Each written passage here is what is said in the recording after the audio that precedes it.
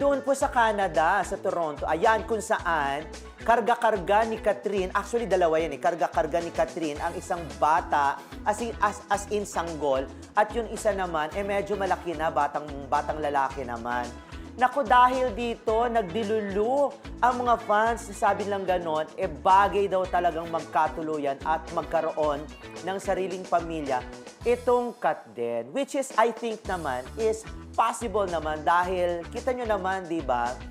Ang ganda-ganda talaga, hindi lang chemistry ha, talagang sumisirit, nararamdaman ng buong sambayang Pilipino, lalo na doon sa mga Katden. Ayan, ito, di ba? Ang ganda, para silang, alam mo, para silang nakatira sa abroad, tapos nagpa-picture, umuwi ng Pilipinas, and all.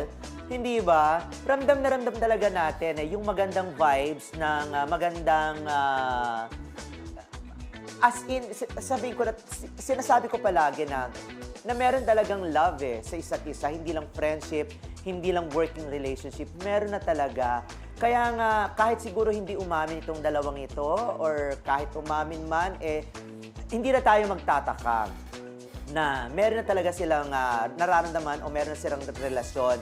At kahit hindi nga po sila umamin, alam naman natin na simula't sa Paul, pwede naman talaga at nabuo na talaga yung kanilang pag-iibigan sa isa't isa mula pa nung nagkasama sila sa Calgary, Canada, kung saan nagsimula ang shooting ng pelikulang Hello, Love Again. Okay.